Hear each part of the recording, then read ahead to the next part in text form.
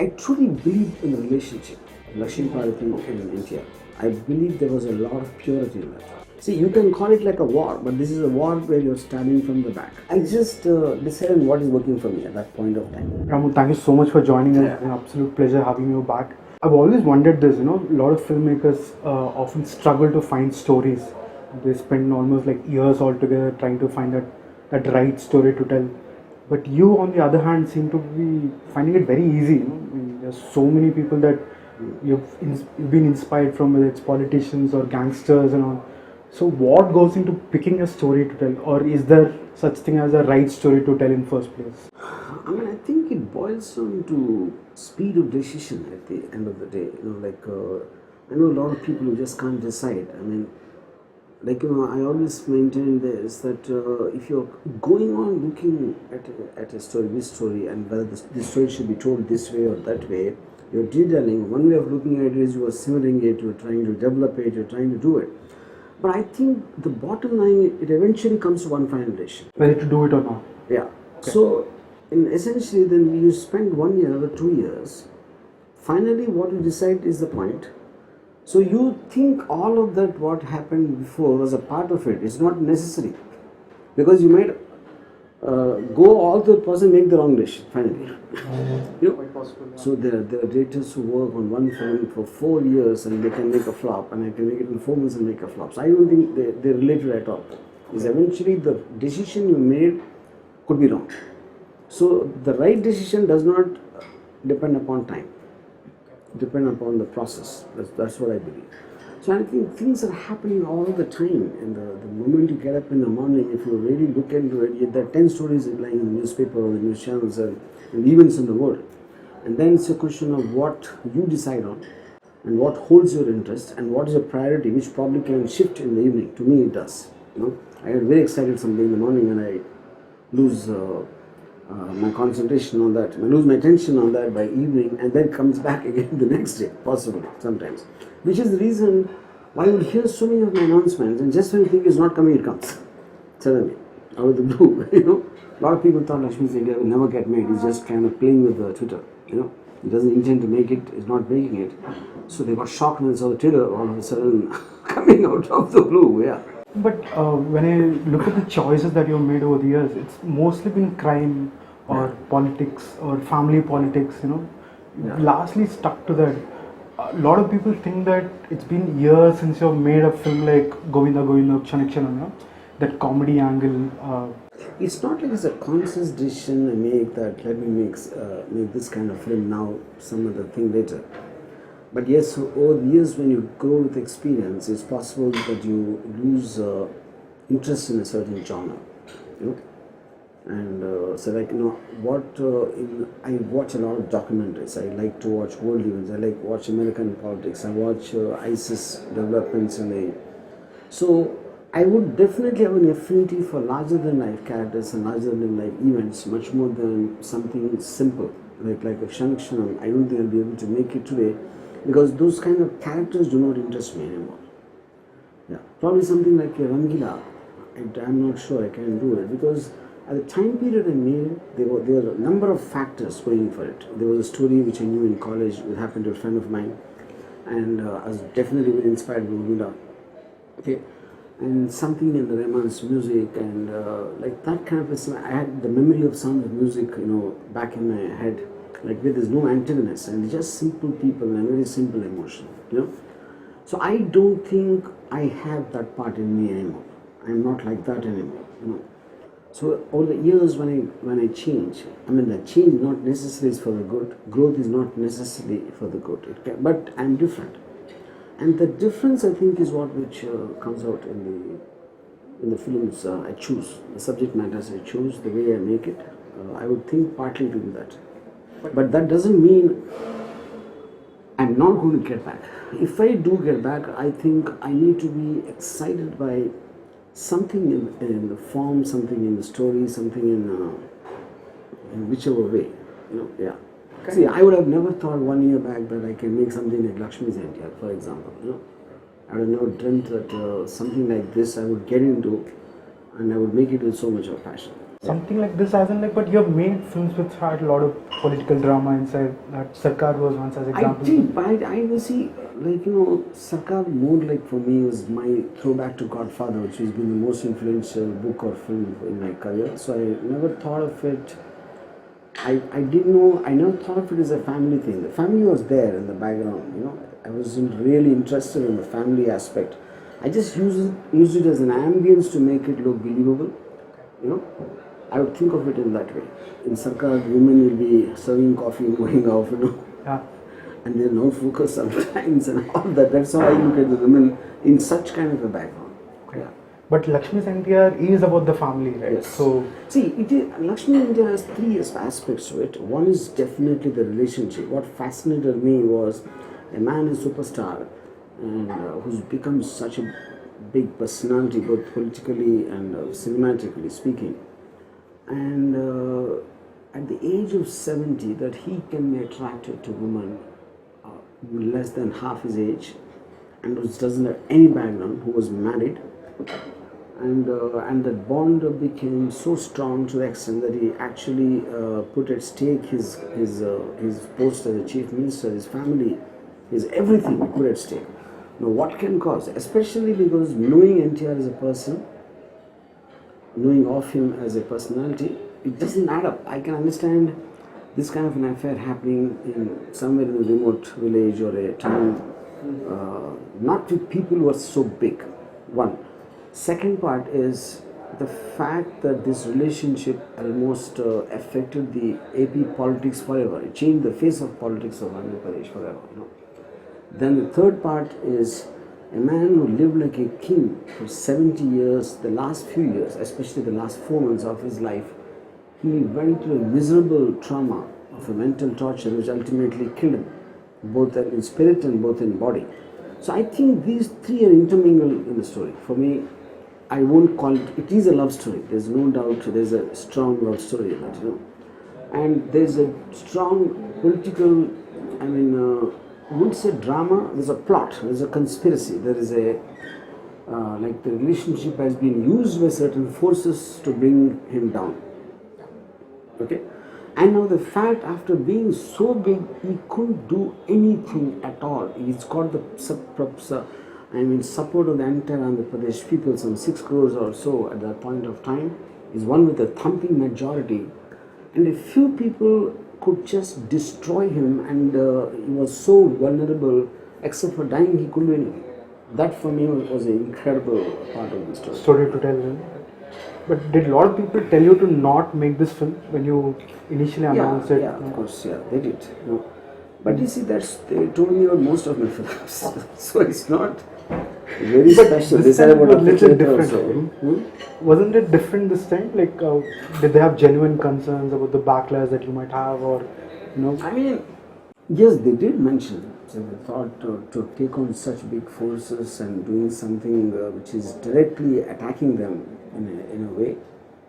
And but I basically never cared. I said, when I made Satya and Company right in the middle of the height of underworld activity, or making Sarkar when Bal Thackeray was really ruling, or Rakta Charitra of the matter. Rakta Charitra, people told me they'll come home and kill me, because of the reputation Patel Ravi has, his family and all that. But I see, when people ask me, do I do it out of guts? I don't think so. I don't think I do it out of neither of madness or guts, but I believe I understand them. I understand how it operates. I know that this is not a dictatorship country. This is not North Korea. We're living in a democracy, and I understand the rights of mine as a filmmaker under the constitution, and I know what I can get away with. That's the belief system I operate under. It's not out of mad courage or madness. Yeah. Now that you've talked about Rakta Charitra, right, I've always had this feeling that you kind of played it very safe and smart there, because Rakta Charitra Part 1 was all about Patel Ravi and you're narrating the film from his point of view. Part 2 was about Suri, coming from his point of view. Yeah. So there are technically no good guys there or no bad guys there. You're not portraying anybody in a bad light there. Was that the similar logic that you applied for Lakshmi's NTR as well? Because you're talking about two different forces here. I would say no. I don't think it's played that way in this, because the reason I feel it is very obvious there was an agenda. Why do we call it backstabbing? Why do we call it a plot? That's because this man has been responsible for them, all the principal players in the whole thing. Their position was because of him. It is taking his name, his success, his money. They were there for whatever reasons. They, without him knowing, without his knowledge, from behind them plotted his downfall. So I think there's a very clear-cut agenda of a good and bad on a moral issue. It's not a criminal event, of course, but it's about disloyalty. It's about betraying trust. That is what's called backstabbing. Whatever you know. What is the whole point of backstabbing? You do not have the courage to face him from the front, so you did it from the back. So the famous YouTube Brutus is just playing all over again. So I would think, unlike in a situation of a warlords, what Raktachetra was about. There was a story of a Patal and why he became Ravi, and there's a story of Suri why he became Suri. It just happened in a situation they were supposed to be adversaries, but if you look at it from him, it seems right. If you look at him, it's right, and both of them were upfront. There was no backstabbing involved. There's like a warlord. There's a war between them. Yeah. In a lot of your films, you don't really take a moral stand there, but in this film, it somehow feels like you were forced to take a moral stand. I wouldn't say I was forced to. It naturally came to me to take a moral stand for the reason that I truly believed in the relationship of Lakshmi and NTR. I believe there was a lot of purity in that. I truly believe that. Irrespective of what people say about her and him and everything. Because it adds up. I very deeply studied the aspect of what about her is why he actually was attracted to her. Why did he develop such a strong bond? That for me is the most important part of the film. What is because that is what actually the crux of it. Because that very relationship is what is taking advantage, and that very relationship is what which made NTR look like a man who's so strong-minded, so egoistic in his own way. What is it which made him so vulnerable where she is concerned? It's very easy to write off saying that old man had this thing for a woman his age, or he lost his head, or she did some chetabadi or whatever the fuck it's called. She did some kind of a jadoo tona or something. So it's very easy and simplistic to say that. I think nothing is as simple as that, And especially when a few days before his death, he gave an interview where I love the clarity in what he said about her, and he said she's just an excuse. She's just an excuse that they have taken because they didn't know how else to do it, And their intention is to pull me down, and she was just a scapegoat in that. Now, you can't not take that seriously. The only way you can not take that seriously is by saying he lost it. He's old, he's senile, he's really become a dog in her. That you should say. That you're not saying. That's a problem for me. You write off India, you can't write off Lakshmi. See, it's not like an ordinary family. You're talking about the chief minister of the state, one with a thumping majority just 8 months before that. Okay?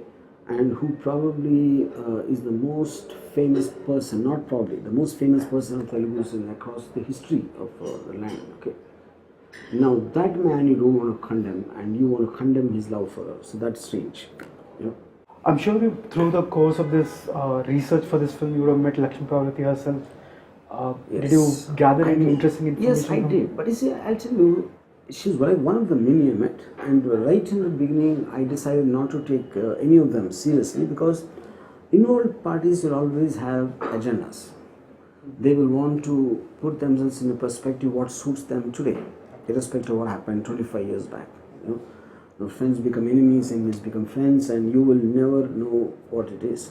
But yes, I mean, pretty much when you're researching, it's like an investigation, though it's not a criminal event, it's an event, it's a family event, it's a political event. Even something happens in the family, you'll want to talk to a lot of people about why it happened. What caused that to happen is what you normally do. So I would still use them as one of the, sources rather than the principal sources, just because they happen to be the people. Okay, right. See, it's like when you hear Devanand Nehru talk about Chandrababu Naidu in some interview with Radhakrishna, he quoted something. Now, I would have never seen CBN doing that. Now, one way of looking at it is that Nehru is lying. For whatever reason, you can see it like that. Or you can say, fuck, this is how it does. Second. But when you put that in a perspective of what happened, it doesn't seem out of place. See, when we talk, if suppose I know you know me, and someone tells you about me, Ajay, we did this, the way you know me, it doesn't seem right. Though you do know, maybe I would have done it. But the point is, it doesn't seem right to you. But something seems, I'm sure he did that. Yeah, I'm sure he did this. Because when you say I'm sure, that doesn't mean literally you're sure. But it seems possible the way you know that person. And considering also the situation. Say, for example, if I am I'm making a pass at a girl and someone tells you believe it, but if I'm making a pass at a guy, you might not, because you know my obsession for women. It's like that. I'm just giving a loose example of that. Yeah. So something totally out of place with someone. So when I see Devin Nehru talking, considering the stress everyone is going through at that time in terms of a breakup and a political, suicide for him at that point of time, what's happening in the rifts. And I can imagine as a human being, you suddenly bursting out. And that's human. Now, having a burst of anger or grief is different than becoming cold and plotting something to create a downfall. See, you can call it like a war, but this is a war where you're stabbing from the back. Yeah. Now that is a moral aspect. That probably is not everything was done was legal. There is no criminal act at all. But on a moral level, you betrayed someone's trust. That's the whole point. What is this one of the wildest story that you've heard about NTR or Lakshmi about whatever the sequence of events that happened there? Wildest? As in like too good to be true, like did they really do too that? Good? Or you would be very impressed by the cunning nature of any particular character? See, there was one thing which really struck me. He was at a point of time NTR was in severe health problem. He's got a stroke and he didn't want to be admitted in the hospital. And she asked him why. He said, I don't want to be in the hospital because if I'm not there next to you, they'll kill you. That really moved me. Now, the point is, a man who loves his woman and cannot protect her from the very people who are under him, it's like they're waiting to pounce on her the moment he's not there. And you saw instances like that. When MGR died, that's what they did to Jayalalitha. That happens all the time. See, no family really likes a second woman. And I've known so many people, they might not do it, but they want to kill her. They want to do this, do that. And they'll have the immense amount of hatred and rage built up, And they will have fantasies of, that.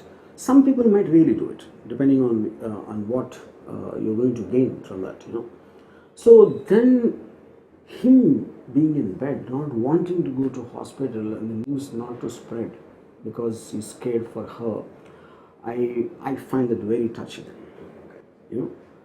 And then, in terms of when you're intelligent, you can confront in anger is different. When you're very smart, you do calculated. To harm someone in a very calculated way is what a cold-blooded person does, and there's nothing wrong with that. Except for the fact that who you are, how you got into the position. Why do we have so much stress on disloyalty and betrayal? We feel very, very hurt for these two things. Because trust is very important in any organization, in any relationship, and the very fabric of society, trust plays a very major part, which is the reason I think we give it so much of importance. That's the reason I put that line in the opening first trailer, That really hit me when I saw that film in my teens, In Adiram, Nagushan says, It sings quite well with the subject of your story. Of course. And that happens all the time. You'll be surprised about, just as an anecdote, I want to tell you something. Just before Suri was killed, one day he was telling me, "Sir, always it is the guy next to you will finish you." He told me, and next to him, Banu was sitting that day. That day When he was talking, Banu was next to him and he's telling me this. And it happened. 1 week later, that's what happened. But the point is, though you know the truth, how can you not trust someone or the other? How do you survive in life without trusting somebody or the other? A lot of people who work with you, they've told me this, that let's say you meet somebody for the first time, within the first 2 minutes, you can judge what sort of a person is he, whether you can trust him or not, or at least you want to be morally clear about what sort of a person is he. See, that's not true. I mean, judging a person, yes, I do to an extent, but many times I actually imagine someone who is not, and I make a story about him in my mind. Actually, that also happens. Now, with regard to trust, I basically look at things like what can happen in the worst sin. With that person Anything for that matter. I first think of, if I'm making this decision, what is the worst which can happen. I'm prepared for that, and then everything is okay. Anything happens. If the worst doesn't happen, I'm very happy it didn't happen, because I'm prepared for the worst. Yeah. Have you applied that logic to the films you make? Yes, I do that. Okay. All the time. Have you met Chandrababu Naidu in person, like throughout the career, your career? Never. Okay. I was on a stage in some kind of an event around some 20 years back. He also happened to be on the stage. And this is one of these, that we haven't even exchanged a word actually. Yeah. What about NTR? Have you met him? NTR twice I met. Okay. Yeah, Can you recall that just moment? a 1 minute, 2 minute conversation. Okay. What? When was this? Back Shiva? Shiva time. Okay. And yeah. What was your impression? Both the times, it was a very short period of time actually. I've met him twice. Yeah. Grown up watching his My impression of him, when first time the producer Lakshmi introduced me, it was at some marriage, and he said, Ram Gopal Varma Shiva died. He just kind of raised his eyebrows. Oh, it's him kind of. And I remember that the raising of the eyebrows. And the second time I met him again was on a stage at some kind of function in Annapurna Studios. So the film, right? You put this caption Asalu Katha. Yeah. But based on our conversations, it also feels like you've fictionalized a lot of elements in the story. See, there are two elements to it. One is I'm taking a story period of time of about 5 years, let's say, roughly, some 90 to his death. Okay, let's say. Now, in the course of that, making a 2.5 story, it will be impossible for me to stay true and justify every character's role and every incident's importance in the course of it. Everyone will have subplots. Why at Dagupad Venkatesh was cited, why someone else did, why someone else did not. I think that would be, even you have to make a web series to do something like that. So I basically only took the part relevant to the plot of Viceroy and how they got him down out of the CM's position and caused his death. I only took what is relevant to these three main events. So in the course of that, then what happens, there are some individuals who played a role, but after 25 years, no one knows who they are. They're of no relevance in today's time. So I basically make them a group and probably don't even give them names for someone to identify. He might be this, he might be that, because the people who know the details of that is not my audience, and they might know some Shiva Prasad was this, some that guy was that, and some this guy was that. So I didn't care about detailing that thing for the reason that I don't want to confuse the audience who are not aware of who they are and what their positions are, in the whole thing. And then I probably could have not done some things which happened, Viceroy thing happened in August and his death happened in Jan. So that's about 5 months, 4 to 5 months time difference. And lots happens, but for me, the height of the insult which he had is when he was beaten with chappals. After that, his mic was taken away in the assembly. For me, that's too small. So the humiliation aspect of the emotion of NTR, when I go too high, there's no point in getting into lesser incident than that after that. So I probably would have taken those kind of liberties, Now the second thing is now it's when a source is telling me this is what happened. Now, do I believe in my source is one. At the same time, that is actually closing the chain for me. It's like the jigsaw puzzle, and the missing piece of the puzzle comes. If this happens, then what happened before and what happened after makes sense. So I can take liberty in that. If I have a scene of someone saying, let's do this to NTR, okay, I don't know whether he said that or whether it happened that way, but he did that to NTR. So there has to be a conversation which happened, so that I can't vouch for it. I can say, the source told me, anonymous, so this is what exactly happened, So those kind of things I might have done, but the main incidents, the crux of whatever it is, I'm very, very sure that it's the truth. Like, if you look at a Viceroy incident, now there you'll hear 100 things about who threw the chapels, who gave the order to throw the chapels. Now there's a family member, there is the TDP MLS, then of course CBN and the team. The chapels came from there. Now there's no visual evidence of that, but the fact that they did not condemn it, they did not deny it, for me makes them a party to that. Okay, so in spite of that, I did not show actually somebody saying throw chapels. Okay, but when the chapels fell, they didn't react. They didn't look shocked, which means either they knew or they didn't mind it from happening, which is actual truth. When it was reported in all the papers headlines, the fact that neither the family nor CBN nor anybody denied it or condemned the action, that's proof enough me, and which gives logic to the close-ups I have put in the film. Yeah.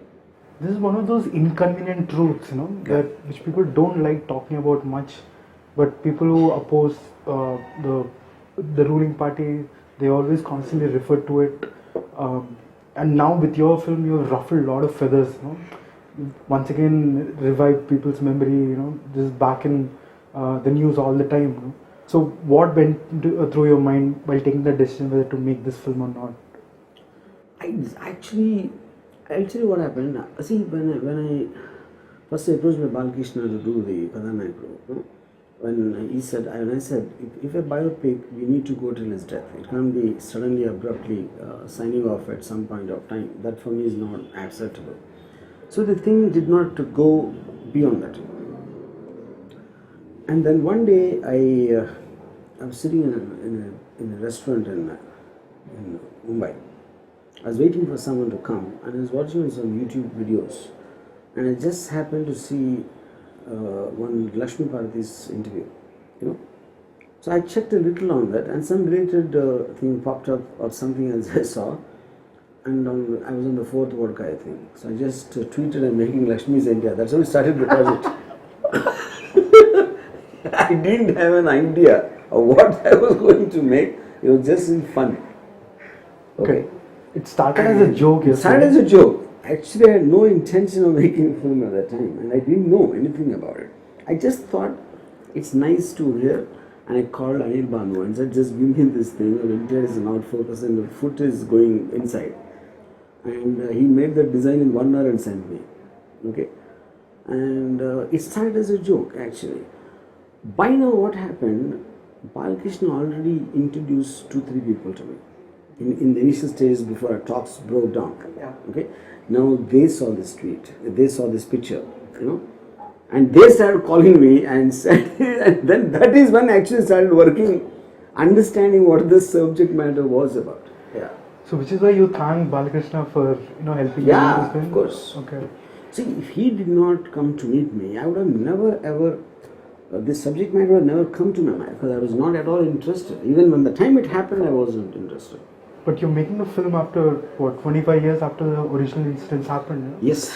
So, do you think that's still relevant, in our time and age when, do you think people have moved on? Now, there are two things to it. From one surprising aspect, though I was very interested in the subject matter, I was taken aback with the interest in the social media on Lakshmi's NTR. So considering there will be more 30 below active people on the Twitter and WhatsApp and social media platforms, why they are so interested in Lakshmi's NTR is kind of surprising. Now you see, Kadanaikru, Mahanaikru not working, you can argue in 2 different ways. Did the film work, or there was no interest in the film, or Balkrishna's NTR didn't work, or NTR himself people are not interested. There could be 4 or 5 different ways of arguing. No one will know the truth eventually. Now, the point is, if NTR they were not interested, why didn't they get interested in Mahanati then? Now, Mahanati, I believe, could have worked even as a fictional story. Like Dasananda made a film called Shivaranjani with Jayasoda some 25 years back. It was a huge hit, like A Star is Born or something. So I think if the regular audience of Balakrishna who likes sumos to be blown up and thought about their dialogues, if they are not there, they are out of this film. It doesn't have action, it doesn't have anything. Now the hardcore NTR fans they would not want to see Balkrishna's NTR. Okay, that is it. So, see, all these are theories, and anyone can have their own idea about eventually. Whereas Lakshmi's NTR, I think the draw is CBN, it's not NTR. Because CBN is an existing person, is a chief minister of a state today, and we are telling his story what he did 24 years back. That's actually the draw of Lakshmi's NTR, you know. And now coupled with that, there is a family drama, there is a love story of a platonic relationship between N.T. Ramarao, a 70-year-old man, and a 33-year-old woman. So I think a combination of all this, but I would still say the prime draw is CBN. Okay. He is like the Amitabh Bachchan Of your story, of Lakshmi's NTR. Okay. Now that you had spoken about CBN in the film, right? Going back to one of your tweets, you found a look-alike of him somewhere in Tirupati. He was probably working as a waiter somewhere, and I believe somebody traced him for you as well. But you still went ahead and cast somebody else. Initially I was quite taken aback when I saw the video. The likeliness of it, amazing. It's uncanny. It was actually, you know. But when I actually met him, like, he was a huge turn off in the sense, not a squeaky voice, and he's obviously not an actor. Yeah, sure. And I needed a very good actor for that. So I think it worked as just a fun kind of a thing. And but then, you know, this Sitej is amazing. I mean, the amount of work he put in to check the body language. See, I said imitation is not the point. You know, for example, when I spoke to Krish, I disagreed with him. I said there should have been an attempt on Balakrishna's part to get his dad's body language and his demeanor, and the way he speaks, and the intensity in his eyes and everything. And Krish felt, I mean, maybe at the point of time, he felt that then it looked like imitation. I think in a biopic it is required. You know, Gandhi, Ben Kingsley imitated Gandhi, you know, because I think that is what which makes you connect. Like Nawazuddin imitated Bal Thackeray. It has to be. Now the question is about, if you're not feeling the emotion inside, it comes like a mimicry. But if you are put in an emotional context, see, in Lakshmi's NTR, most of the scenes of N.T. Ramarao, there are no speeches in it. There is no acting. There is no scene where he's acting in a film. There is no scene where he's giving a political speech. There is nothing where he's giving an interview. He, in his personal, private life, now that is something that has to come from the imagination of the actor, but he has to also take it from his public life. It can't be completely disconnected, especially the personality of NTR. Yeah. Tell us the process of you choosing actors, you know, because the way you cast Killing Veerappan, you know, Veerappan, that was remarkable. And even here in Lakshmi's NTR, the actor you chose to play NTR, there is a lot of uncanny resemblance, especially in the older days. So, where did you find him, and what is his name? There is something. I mean, I was pretty jittery about casting of NTR. In fact, one of the main reasons I delayed the film for a long time, I felt I couldn't pull it off. See, with the Veerappan, there's a very obvious caricature look of his, with the moustache and the thin, wiry guy and all that. I think at least you can attempt. I know it can be done. And is in the film also is like an effect, in a way. Here, NTR, there's an emotional story, and he's an extremely well-known person, especially in his last days connected to today's audience. So we did audition many, and finally I zeroed in on him. But almost even 3 days before the shoot, I was jittery. I thought, because if this one casting goes wrong, the film goes for a toss. And I told Manju, I think we make me a mistake with this guy. And he also said, sir, if you're really sure, then maybe we should stop the shooting and look for someone else. But someone else only came after a lot of trials. It's not as if you can go shopping again and find someone. So it came to a point where either you make the film or don't make the film. It was that. Then I said, I think first let's cancel the shoot. You know, I'm not at all sure we can pull it off for them. You know. And then he said, okay. Then I went home. I went back to my place, and I suddenly said, gut feeling felt. I said, fuck it, let's do it. It's a decision. It can go wrong. Yeah. You know, luckily it didn't go wrong. Then when I wanted to put his close-up out as a first look, that way everybody advised me not to do that. Because you can't just like that put the guy who's playing NTR when he's not a star, when he's not a highly rated actor, a new guy being NTR. And I had a necessity to put it out because when we started shooting, I wanted some random photographer who's coming, Lakshmi NTR, yeah, I don't want that kind of a picture to come out, or some unprofessional amateur photograph, you know. If I manage to convince with one close-up, then after that those pictures won't make a difference, you know. So I went ahead and I went an extended, lengthy close-up to give the audience so much of time to look at him and decide whether he looks like NTR or not. But that surprisingly worked. I think because that if that one shot went wrong, again everything would have collapsed, you know. But I felt more than the resemblance and everything, the pain in his eyes, that actor.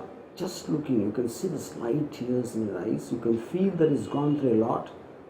He suffered a lot, and that came across. And I think that is what they connected to. It's not like a physical resemblance to NTR exactly the way it is. Yeah. What is his name? Vijay Kumar. Vijay Kumar. Yeah, he's a theatre actor. Okay. And he's from Eluru in West Godavari. Yeah. I wanted to talk to you about your Twitter feed. You went off Twitter for quite some time, and then you came back again, and you become this commander of trolls. Like nobody trolls better than you, I believe, at least in the filmmakers of your category, right? So, have you ever felt that you've gone little too far? If I think that I won't put it. There's no such thing as too far. There's something I feel like and I put it, and after that sometimes people laugh, people criticize me, people think I've gone mad, and that's like a part of everyday thing. Yeah. When I see the comments below all your tweets, right, like obviously there are some people supporting you, saying that you're amazing, nobody can touch you, right? But then there are also these people who say that we never expected that you would do something like this. It's like a fall from grace and all that. So see, I understand that you don't take any of that seriously, but then something should change inside you, right? Like, no? It doesn't. Because first of all, I believe the trolls in social media, the people who criticize, they live only for that. And they do that to everybody, actually. In reality, if any guy who trolls me or anyone, if you just go into the account and you see, the only thing he does is he trolls. Because that's his pastime for the day. And I don't believe that none of them mean anything, you know. So there is absolutely no point in taking it seriously, okay. And on second, when I'm going to say, I don't want to be thinking, will I be trolled, will people do not like it and all that. Then that is not an expression. My expression is what I feel at the time. And people, if they're voluntarily following me, they follow, otherwise they can unfollow me. Yeah, as simple as that, the what you call. And I don't want to be put on this, you fall from grace. First of all, I was never in grace. That's what I think. And I hate to be on a pedestal, which I never liked. Okay, I'm not going to put you on a pedestal, but let me put it this way. Yeah. When was the last time you were really happy or proud about your work? I was never. Okay. No, never actually. Even after Shiva? I don't, first of all, I don't look at it like work. I mean, I mentioned this many times, you know. I don't look at, I lose interest in the film the moment my mixing is over. What is the last thing I can do in the film, consciously, which is in my control. After that, I don't even think about it, or I don't care what people think about it, or because I'm in the next, not necessarily the movie, something else, and I'm constantly living in a high and excitement, so it doesn't bother me at all. A lot of people are of this opinion that, an idea excites you a lot, and you announce the film, and then you go on to make it, and okay, whatever, people are disappointed when they see it. Do you believe that you don't put enough thought in writing that, See, whether people believe it or not, till 2007-8, I never used to have a script actually. You told me about that, yeah. And my best films came till then. And the moment I started working on bound scripts, they start failing. So that makes sense. Now the point is, who's deciding on the bound script is the next question. Okay? No film ever gets made just by one person. There a group of people will have to believe it, no matter what you hear. It's not like olden days it can happen. When there's no script, nobody knows what's in the director's head. Okay? Nobody knows what's going on in the shoot. And until they see the full film, they have no idea. It doesn't work like that anymore, especially in Bombay. In the last 10 to 12 years or 15 years, I would think ever since the corporates have taken over, it's not possible for any director to take an independent decision completely without anybody's knowledge. He might have a decisive power, but it's being done with the knowledge of many people, not one or two or three. Okay? Now, all of them can go wrong. It happens 90% of the time. Now, with my case, what happens, because of the sheer number I make, and I'm all the time there, and my personality. See, if a Rakesh Maria, I'm just giving an example, if he makes some Mirzia, I think, he will make it for 3 years and it becomes a disaster. Okay? Now 3 years you spend on the script and the edit and the production, all that, and then I make it in 6 months and make it flop, or 4 months, 5 days sometimes. Okay. So the point is, I don't think that's got anything to do with it. Spending time and working hard. I worked my hardest in my life on art. I didn't work at all for Satya. So that is what I'm trying to say. But this nobody will believe. I understand that they won't believe because they'll think I'm being defensive. I'm trying to evade the topic. But anyway, I'm tired of answering that question. I think I'd rather move away from that. Because there's nothing new for me to say. Yeah. Because every time I make a flop, these questions are asked. And I again say the same thing. And since I made many of them, so there's no point in going back. When was the last time you aimed for brilliance or perfection? Has it ever happened in your career? Never. Let me quote an example of Sanjay Leela Bansali. A lot of people who work with him, they say that every frame has to look perfect, otherwise it doesn't. I don't.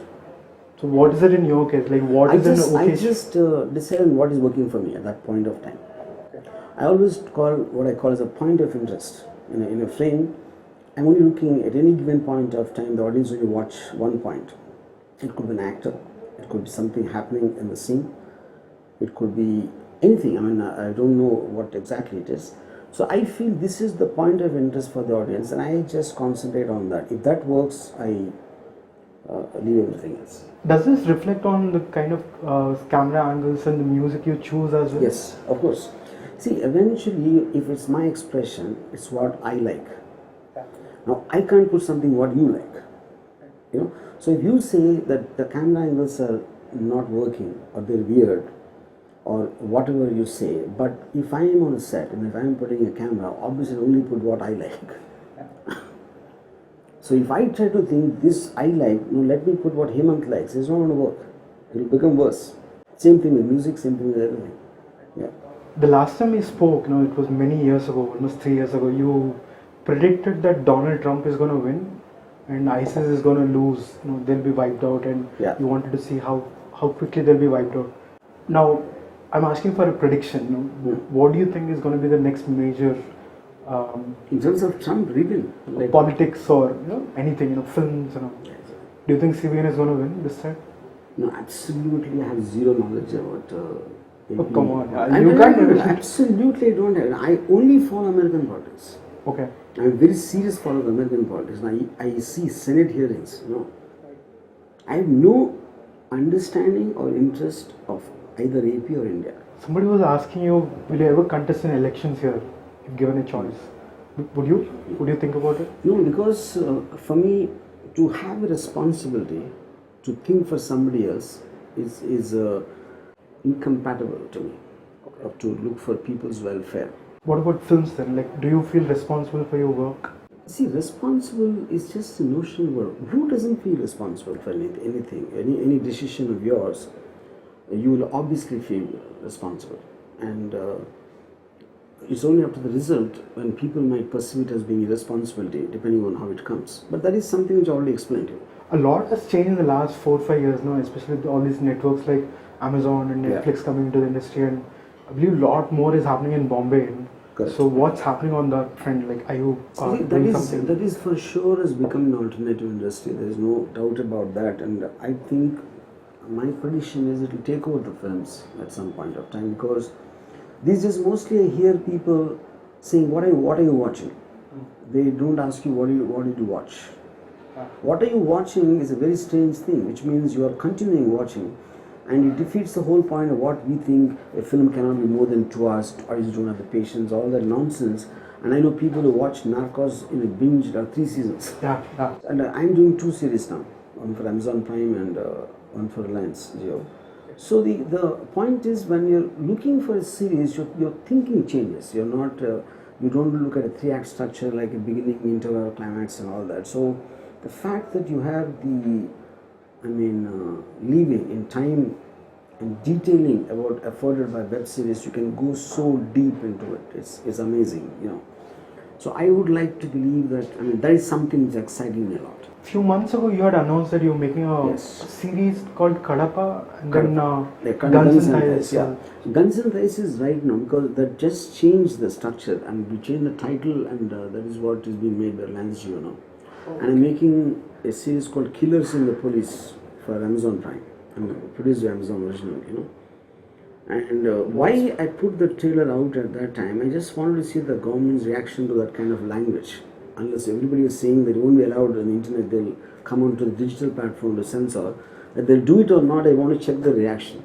It is just like trying to test the water. Okay. To put the finger in. That's why I made that trailer. Yeah. You've been planning to move to digital space for quite some time. Yes. So do you think the timing is right Yes, now? absolutely. The timing is right for everyone. In fact, in Bombay, I hear people talking about web series more than films. Yeah.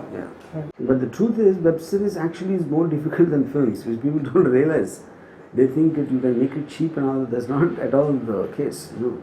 Ramu, now that you've spoken so much about your past, I just wanted to ask you one final question. Okay, we're going back to 1989. You just made Shiva, and now we're talking in 2019. If you could go back in time and talk to that RGV who just made Shiva and delivered a big blockbuster, what would your advice be to him? First of all, I do never give advice to anyone, so I don't know how to. I probably do the same advice in what I'm doing, because that is the point what no one seems to understand. Shiva was as big a risk as anything I do, because it worked to think it's not. I've done even that with as much carelessness as any film. I took more care in Satya 2 than Satya. So that is not how things work, but that is what I'm trying to say. But people trusted you a lot more back then, right, than they do right now. At least from the audience perspective.